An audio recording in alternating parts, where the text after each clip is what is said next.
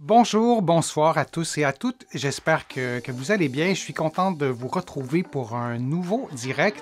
On va parler aujourd'hui ou ce soir de la marche, des bienfaits de la marche sur la santé, mais on va aussi parler de la marche nordique, de la marche afghane. Donc on parle de la marche aujourd'hui et vous le savez, c'est un sujet qui me passionne. J'ai écrit un livre sur la marche, Lève-toi et marche, le remède miracle existe et il est gratuit. Et je vous montre aussi le livre Va prendre l'air parce qu'on va parler aussi de respiration durant le direct et parler de marche, ben, inévitablement, c'est aussi parler de respiration. Et aujourd'hui, on a la chance d'avoir deux experts de la marche nordique et de la marche afghane et je vous les présente. Je vous présente Michel Desgagnés et Marilyn Etier. Bonjour Michel et Bonjour. Marilyn, vous allez bien? Bonjour. Bonjour, Denis. Oui, alors ben merci d'être là et je vous remercie tout de suite pour l'énorme travail que vous avez fait. Il faut que les gens sachent que vous êtes bénévole et je suis bénévole aussi, mais je tiens vraiment à souligner l'immense travail que vous avez fait pour préparer ce direct-ci. On est en Montérégie, dans la région de Montréal. Moi, je suis près de Verchères, donc en Montérégie, et vous, vous êtes à Saint-Bruno. Peut-être qu'il y a des internautes qui ne sont pas familiers ou familières avec ces détails géographiques, mais ce qui est intéressant de savoir, c'est qu'à Saint-Bruno, il y a une belle montagne sur laquelle on peut marcher et vous animer des groupes de marche afghanes et nordiques. Et je pose la question à Marilyn ou à Michel, à quelle fréquence vous faites ça? Comment ça fonctionne? Combien de personnes vont participer à ces groupes de marche? Et il y aura peut-être des intéressés aussi qui pourront se joindre à vous. Parlez-nous de ça un peu. Oui, ben écoutez, ça fait une quinzaine d'années qu'on offre des entraînements de marche multitechniques dans le parc du Mont-Saint-Bruno, mais aussi à l'occasion dans d'autres régions sur demande. Et en fait, c'est des groupes de 15, de 12, 15, 18 personnes. Et on a deux niveaux. Un niveau des gens qui commencent, qui sont débutants, qui ont peut-être vécu plusieurs décennies de sédentarité, qui veulent se remettre en forme. Et il y a un autre niveau des gens déjà initiés, ben là, on va à un autre niveau, plus rigoureux, encore plus avancé. Et on a en fait principalement deux saisons. La saison du printemps, c'est 8 semaines à raison de 2 entraînements par semaine, mais les gens peuvent choisir un seul entraînement hebdomadaire. Et puis, moi, je fais également des entraînements de marche, mais l'hiver, soit en crampons ou en raquettes, mais toujours sur les sentiers du Parc national du Mont-Saint-Bruno.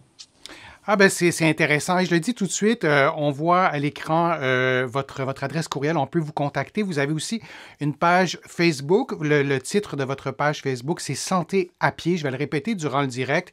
Alors, c'est intéressant de vous suivre aussi. Puis on peut avoir plein de conseils sur la marche en suivant votre page Facebook. Et qui sait, peut-être qu'il y a des personnes qui voudront aussi vous interpeller un peu partout dans la francophonie pour profiter de votre expertise. On va parler de la marche afghane, qui est une activité ou un sport, ou en tout cas, Marilyn, tu pourras nous le dire, mais on va parler donc de la marche afghane. Il y a eu peu de réponses dans le fil de discussion sur ce qu'est la marche afghane, et c'est vraiment une technique qui est fort intéressante. Pour cette partie du direct, Marilyn, tu vas nous parler de la marche afghane. Comme je le disais, c'est peut-être un peu moins connu et on pourrait peut-être commencer par expliquer aux internautes ce qu'est la marche afghane. Je te laisse aller là-dessus. Alors, la marche afghane, en fait, c'est une technique de marche et de respiration. C'est une synchronisation de la respiration et des pas. Donc, c'est différents rythmes de marche qui est synchronisé avec la respiration. Et ces rythmes vont dépendre du relief du terrain. Il y a des rythmes en terrain plat, en montée, donc dans les montagnes, en descente. Il y a des rythmes aussi dépendant des objectifs qu'on se donne. Est-ce qu'on a besoin de s'énergiser ou au contraire, on a besoin de se relaxer, de se détendre? Alors, les rythmes vont différer. Et il y a différents aussi exercices, toujours, mais c'est toujours une question de synchroniser le moment de l'inspiration sur des pas et aussi sur l'expiration. Et là, on peut peut-être commencer par les décrire un à un. Oui, on va les décrire, mais je voulais qu'on présente aussi deux livres parce que peut-être qu'il y a Oui, des internautes qui vont vouloir approfondir un peu plus ou lire là-dessus. oui. Donc, ces Alors, deux livres que tu oui. nous suggères. Alors, le livre de M. Stigler, celui qui a nommé cette marche, la marche afghane, qui a écrit ce petit livre-là dans les années 80. Alors, c'est parti, en fait, de ses observations, comme j'ai expliqué. Mais ici, au Québec, et on le retrouve certainement en France et ailleurs, il y a la Québécoise Sylvie Alice Royer, qui, elle, avait été initiée une trentaine d'années et qui s'est consacrée à faire connaître cette marche-là au Québec et qui a écrit ce livre, La marche afghane. Alors, ça peut être des outils intéressants aussi pour approfondir un petit peu plus. Maintenant, tu Mm. nous parlais des rythmes, des différents rythmes. On pourrait en parler aussi, puis on pourrait parler sommairement, parce que là aussi, on pourrait peut-être donner beaucoup d'informations, mais on va y aller rondement. Les bienfaits sur la santé, puis avant que tu nous en parles, j'ai écrit un livre aussi sur la respiration, et je Mhm. parle aussi de la Mhm. marche. Et quand j'ai écrit mon livre « Va prendre l'air », je cherchais des données scientifiques sur la marche afghane, et moi, j'en ai trouvé peu. On doit combiner des données sur les différentes formes de respiration ou Mhm. sur la marche, mais on n'a pas encore de données scientifiques bien démontrées.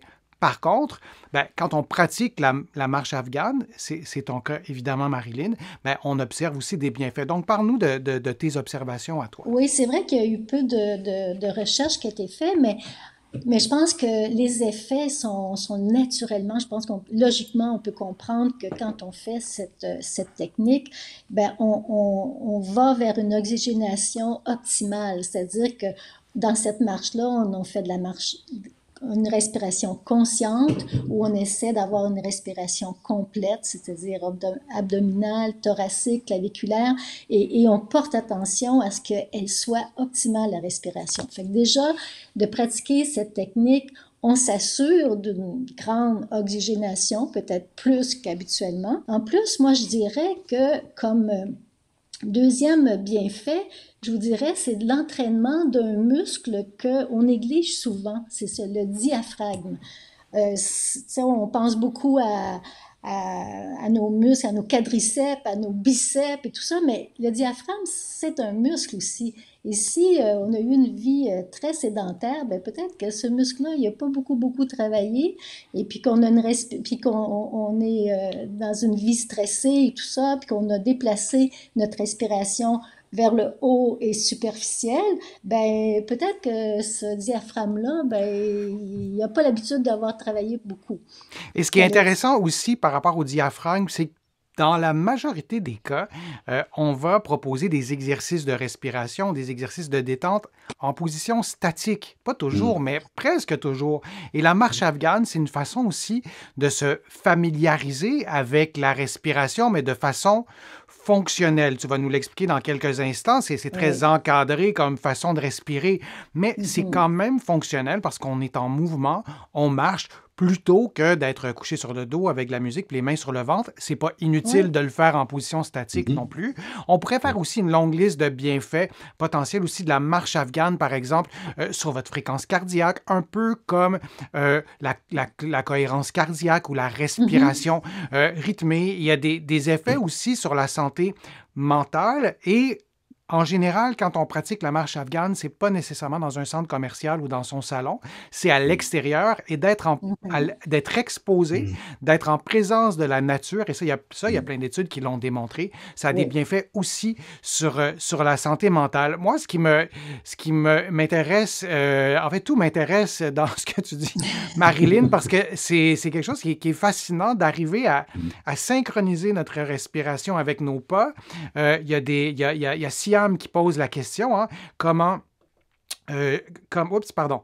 Il y a Siam qui pose la question comment combiner respiration et les pas, et je le vois dans les questions. C'est vraiment quelque chose qui pique la curiosité de tout le monde. Alors, tu nous as préparé un graphique et on le voit, il y a le plat, les montées, les descentes et le rythme Mhm. selon le terrain. Alors là, ça, on met la table pour avoir une vue d'ensemble des choses. Maintenant, explique-nous un peu comment tout ça Alors, fonctionne. oui, ce que vous voyez à l'écran, c'est ce qu'on appelle les rythmes de base en marche afghane. Alors, c'est selon le terrain.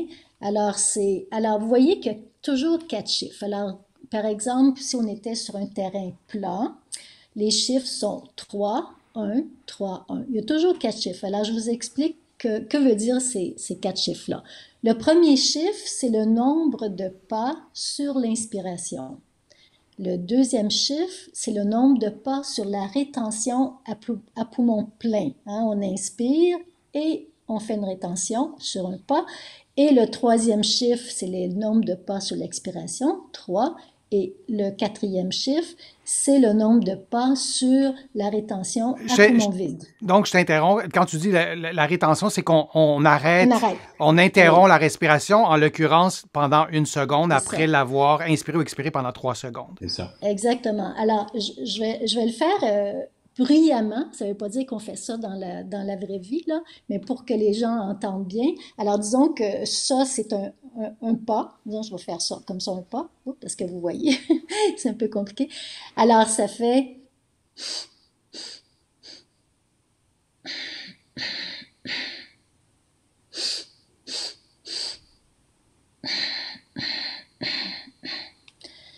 Alors, je ne sais pas si on le voit bien, mais je l'ai fait bruyamment.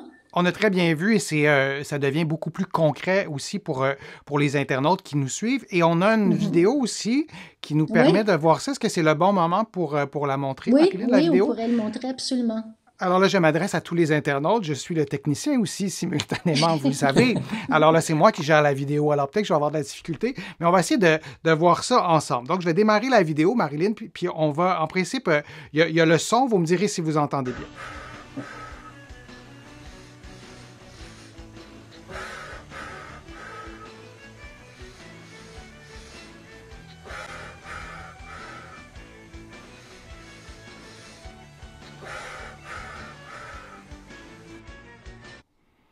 Oui. Alors, on interrompt la vidéo là parce qu'on va continuer après.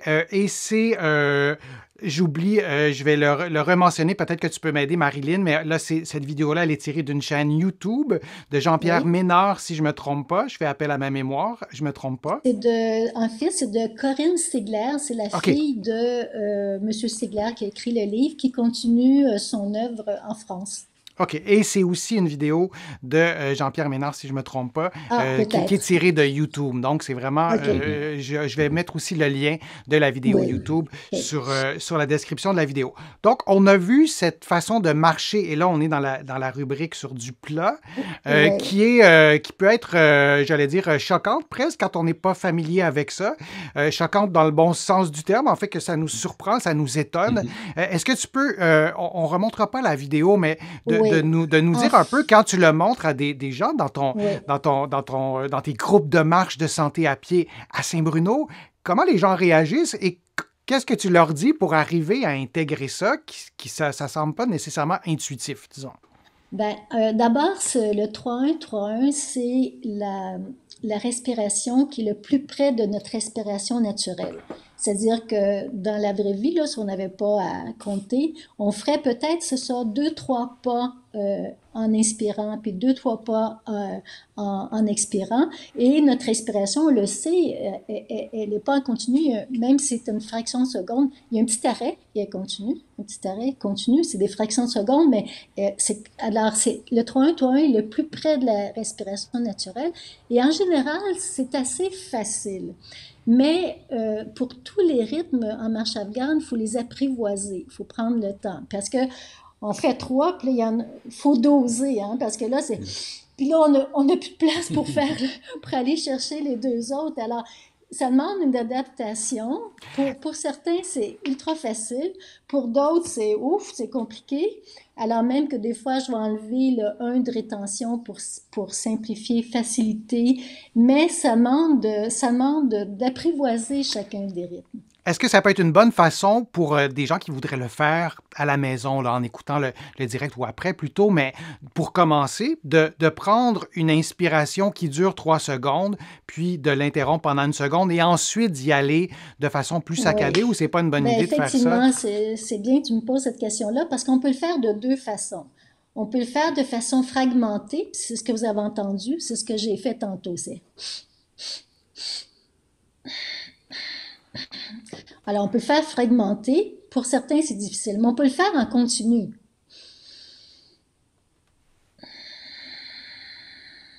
Et sur chaque pas, compter sur chaque pas. Alors, Parfois, c'est plus facile quand on commence la marche afghane, la technique de commencer en continu. Mais moi, j'aime bien que les gens commencent fragmentés, quitte OK. à ce qu'ils adaptent leur respiration. Il y a un petit moment d'adaptation. Parce que moi, ça fait 8 ans que je le pratique et je le fais fragmenté et ça me donne un rythme à ma marche. Ah, Et souvent, on prépare les gens qui vont faire des longues randonnées comme Saint-Jacques-de-Compostelle, par exemple, ou d'autres gros projets, parce que ça donne de l'endurance. Ben, le faire de fragmenter, là, ça donne un rythme. OK. Donc, c'est intéressant Et, pour toi même de oui, commencer. On peut essayer de commencer comme ça. Si on y oui. parvient, ben, on peut continuer comme ça. Il y a Bridget qui pose la question, la marche afghane est-elle une marche rapide ou non, ou les deux en même temps? Qu'est-ce qu'on Les répond deux en à même Bridget? temps, en fait, l'idée, c'est d'avoir un confort dans le rythme respiratoire et d'adapter les pas. Ou le contraire, je veux dire, il faut vous rendre dans 1 heure, vous avez 5 kilomètres à faire, puis donc c'est les pas qui vont décider du rythme de la respiration. Alors, donc, tout est possible, quelle que soit la vitesse. Et OK. d'ailleurs, ce que j'allais ajouter, euh, ça sert donc soit d'avoir la technique de marche afghane, on peut s'en servir, l'intégrer dans la vie quotidienne comme une routine de santé parce qu'on s'oxygène davantage puis notre corps aime juste ça. Mais aussi, on peut le faire dans une perspective plus, je dirais, sportive. Et moi, de la marche afghane, la technique de la marche afghane, je m'en sers quand je fais du ski de fond. Je m'en sers quand je fais du vélo. Quand je monte une côte, je prends le rythme de monter la marche afghane et je la monte, la côte.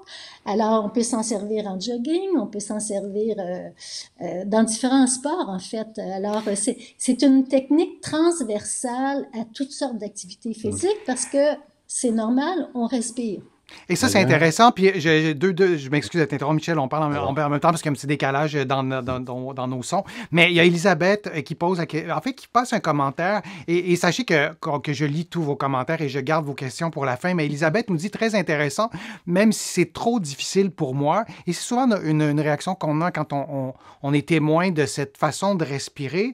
Mais je trouvais ça intéressant ce que tu disais, Marilyn, c'est qu'on peut se familiariser progressivement, de prendre ce qui nous convient pour Mhm. commencer, puis peut-être aller un peu plus loin, et surtout de l'intégrer à d'autres activités physiques qu'on peut faire, comme tu le disais. J'aimerais ça qu'on parle de la montée, parce que je vois que le temps file. Oui, absolument. Les rythmes de montée, ça fait toujours fureur parce que c'est magique.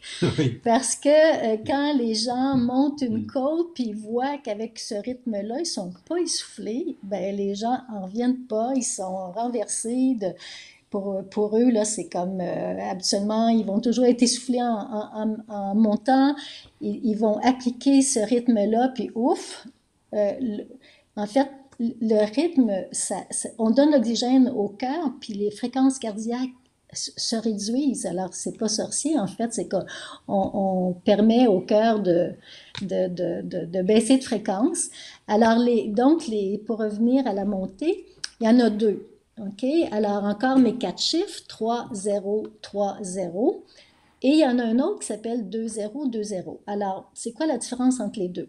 Alors, par exemple, si je fais une montée, puis la côte est plutôt douce, progressive, ben, je vais aller dans le 3, 0, 3, 0. Alors, vous voyez que là, le 0, il n'y a pas de rétention. Alors, je fais un pas, trois, un autre troisième pas sur l'inspire et un pas sur l'expire, sans rétention. Et si je vois que ça monte un peu plus, ça me demande un effort, et là, je vais passer à 2-0, 2-0. Comme si on était dans une voiture, là, puis la vitesse, là, on change notre vitesse, ça demande un effort, on va aller au 2 pas sur l'inspire, pas de rétention, 2 pas sur l'expire, pas de rétention. Puis je pense qu'on peut le démontrer dans le petit vidéo. Oui, on le Denis? montre dans quelques instants. Et donc, il y a une possibilité d'adapter aussi le rythme selon la pente et peut-être aussi selon notre condition physique en général ou peut-être aussi notre niveau de fatigue dans la journée. Si ça fait déjà une demi-heure qu'on marche, par exemple, on peut aussi l'adapter, c'est intéressant. Alors oui, on va continuer ce visionnement de la vidéo. Donc, en montée.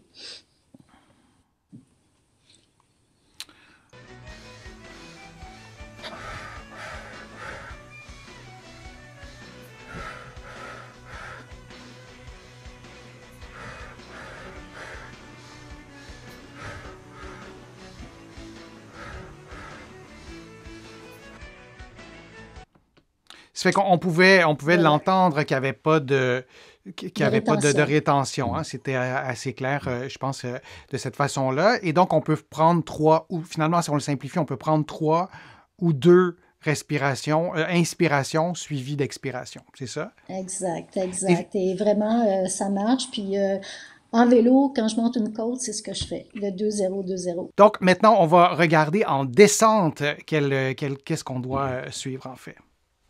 Alors, la descente, c'est 2-0-4-0. Donc, 2 pas sur l'inspire, pas de rétention.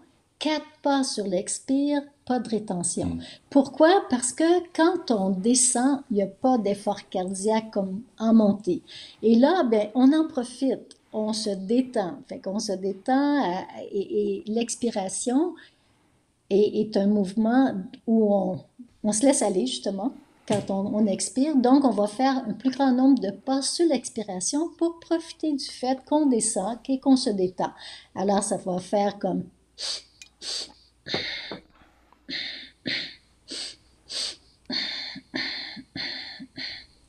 Et on descend tout en détente et relax. Donc, c'est évidemment toujours le même principe de rythmer sa respiration. On va l'écouter. En fait, j'allais dire, on va le regarder, mais on va aussi l'écouter parce que le fait Oui. d'entendre le son.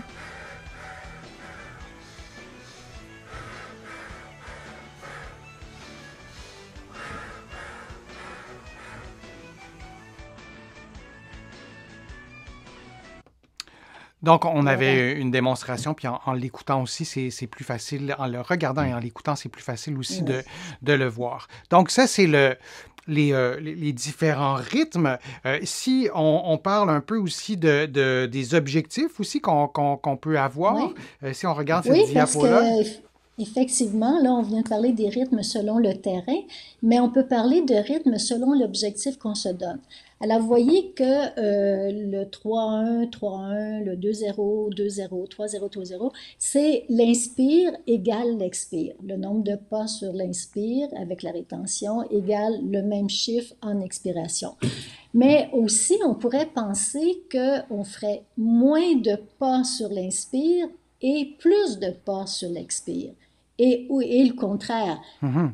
plus de pas sur l'inspire et moins sur l'expire. Alors, en marche afghane, on tient compte des considérations liées à l'inspiration puis liées à l'expiration. Quand on inspire, en fait, on va chercher l'énergie, c'est notre oxygène, c'est l'énergie, ça stimule notre système sympathique, l'action, le stress, l'engagement. À ce moment-là, on va aller chercher un nombre de pas plus grand sur l'inspiration et un nombre de pas moins grand sur l'expire. Alors, ça, voilà des exemples. Par exemple, je ferais 4-0, 2-0. Alors, je vais faire plus de pas sur l'inspiration parce que j'ai besoin d'aller chercher de l'énergie. Ou un autre, par exemple, le 6-0, le 8-0-3-0, c'est ça, en fait.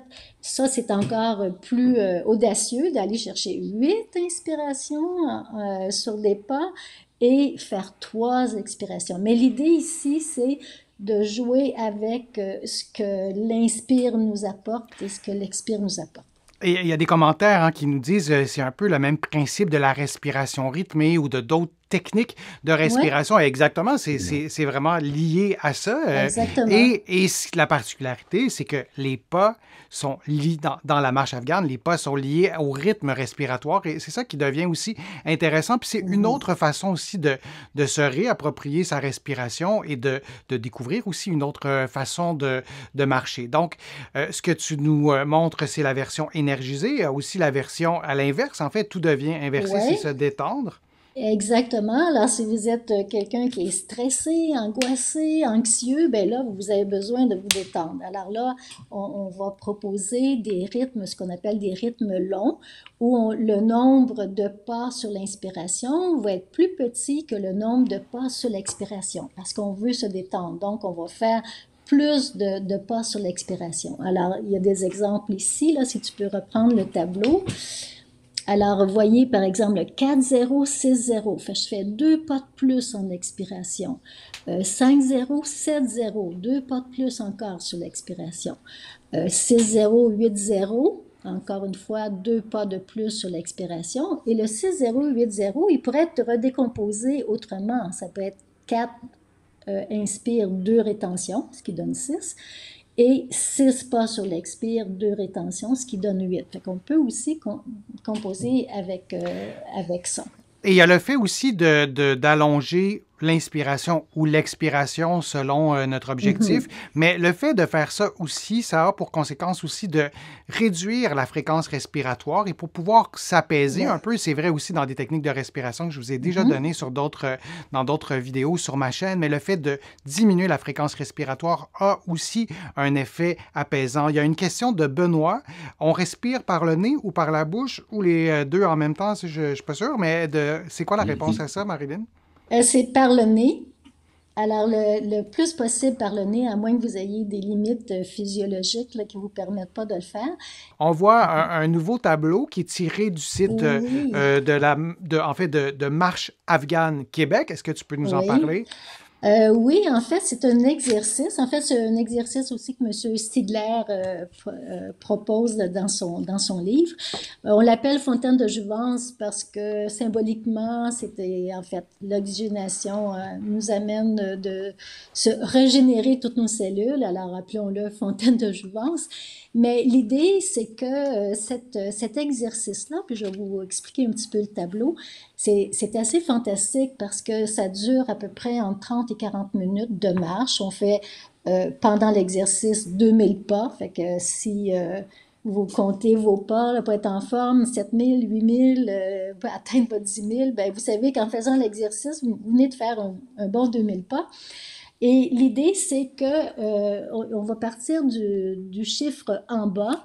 Alors, vous voyez le 3-1, 3-1, c'est notre rythme de base qu'on a vu tantôt. Alors, on fait le 3-1, 3-1 10 fois. Et après avoir fait le 3-1, 3-1, on passe graduellement, on va monter comme ça jusqu'à 8. Alors, on va monter à 4-0, 4-2. Alors, 4 inspire, 0 rétention, 4 expire, 2 pas sur la rétention. Et là, on revient à 3-1, 3-1. On revient, c'est comme si le 3-1, 3-1, c'était le refrain. Puis, on monte tranquillement, le couplet va changer, puis va monter jusqu'à 8-0, 8-0. Alors, c'est quand même exigeant, 8-0, 8-0, mais on le fait progressivement, toujours intercalé avec le 3-1, 3-1 qui nous ramène, bon, on est capable de faire ça. Et là, on monte 5-0, 5-2, 6-0, 6-2, 7-0, 7-0, 8-0, 8-0, et rendu là, on redescend. On reprend le 3-1, 3-1 10 fois. Le 7-0, 7-0 10 fois. Et on descend comme ça graduellement. Alors, c'est vraiment... on va aller chercher, là. Moi, je dis que c'est un plein d'oxygène qu'on fait quand on fait cet exercice-là. Et c'est intéressant aussi, encore une fois, parce que ça allie la marche et la respiration. Et quand on fait ça, est-ce qu'on... Il y a une question qui m'est souvent posée, je fais une petite parenthèse, qui m'est souvent posée. Comment faire pour pouvoir réaliser 2000 pas, pouvoir réaliser 4000 pas ou 500 pas? Parfois, on n'a pas nécessairement un téléphone intelligent pour les compter ou un podomètre. Donc, si on fait cette séquence-là que tu as décrit, qui est tirée du site Marche Afghane Québec, est-ce qu'on sait à peu près combien de pas on marche, Marilyn? Oui, c'est ça, près de 2000, 1900 quelque chose. OK, donc c'est... Faire un chiffron, c'est 2000 pas quand on fait l'exercice. OK, fait que ça, c'est intéressant. Fait que ça fait un exercice respiratoire, ça fait un exercice de marche aussi, évidemment. Ouais. Et ça fait aussi, quand on se compte, parce que là, il faut mémoriser ça, on doit être concentré, j'imagine, quand on fait ça. Ben, habituellement, moi, je donne à mes marcheurs un petit carton et avec tout ça, parce qu'au départ, on ne se souvient pas trop, mais c'est quand même assez simple. Mais puis à un moment donné, à force de le pratiquer, on sait exactement ce qu'il faut faire. OK, mais ce que je voulais dire, c'est aussi une façon, peut-être, de se concentrer sur d'avoir une préoccupation neutre, qui n'est pas stressante, qui n'est pas anxiogène, qui fait en sorte que si on a des ruminations, on s'inquiète pour des choses, ou on veut prendre une pause, bon, moi, je ne suis pas psychologue, je suis physiothérapeute, je ne vais pas évaluer la condition psychologique de mes patients, mais de pouvoir avoir une activité qui nous permet de se concentrer sur quelque chose de neutre. Ma collègue Sonia Lupien, qui est chercheure en neurosciences, nous en parle souvent. régulièrement, ben, c'est peut-être une façon aussi de se changer les idées et de peut-être de faire une certaine pause dans nos préoccupations quotidiennes. Oui. On pourrait parler de la marche afghane encore vraiment très longtemps. On le refera peut-être sur la chaîne, mais je crois que ça a permis à plusieurs personnes aujourd'hui et aussi pour ceux et celles qui vont écouter la vidéo en rediffusion, de se familiariser avec la marche afghane. Je te remercie beaucoup, Marilyn, d'avoir pris le temps de faire ça. C'est vraiment hyper captivant tout ce que vous nous avez montré, enseigné, et on voit que vous êtes passionné de tout ça. Donc, moi, j'invite tous les internautes à suivre votre page Facebook Santé à pied sur Facebook. Vous n'avez pas de chaîne YouTube, mais allez sur Facebook. Je sais que vous publiez très régulièrement. Et pour les personnes qui sont au Québec, ben, on peut vous écrire pour participer à vos ateliers et peut-être aussi pour vous demander de faire des conférences, peut-être même virtuelles. Et donc, je suis certain que les gens vont apprécier et vous êtes très, très bon communicateur en plus. Donc, c'est absolument très enrichissant de vous avoir avec nous pour le direct. Ben, on va s'arrêter ici pour le direct. Merci à tous et à toutes pour vos questions. C'est toujours hyper agréable de pouvoir vous lire, de lire vos commentaires aussi. Vous savez, vous pouvez contribuer à ma chaîne YouTube. Il y a une nouvelle façon de contribuer. Il y a un petit cœur avec le mot merci à l'intérieur. C'est tout nouveau. C'est une façon de faire. Vous pouvez aussi aller sur mon site web, le www.denisfortier.ca. Il y a aussi beaucoup d'informations qui sont données sur mon site web. Vous pouvez aussi vous abonner à l'infolettre qui est gratuite, évidemment. Il y a une infolettre hebdomadaire. Vous allez avoir les mises à jour de mes publications, de mes articles, de mes chroniques radio aussi et télé. Vous pouvez aussi vous abonner à des courriels thématiques, par exemple sur les douleurs au cou. Là aussi, c'est gratuit. Vous allez recevoir 3 courriels avec des conseils et des exercices très précis sur différents sujets, pas seulement les douleurs. Donc, vous pouvez aller visiter mon site web, le www.denisfortier.ca. Donc, merci Michel, merci Marilyn. J'espère que vous avez aimé l'expérience, qui était peut-être une première à distance. Oui, on te remercie beaucoup, Denis, de l'invitation, parce que ça nous donne l'occasion, effectivement, nous-mêmes de verbaliser nos connaissances et de les partager avec plaisir. Ben c'était très réciproque et je parle pour moi et je parle pour les centaines d'internautes qui ont écouté le direct et les milliers d'internautes aussi qui vont écouter en rediffusion. Donc, merci beaucoup à vous deux, merci à tous et on se retrouve bientôt pour un prochain direct. Au revoir.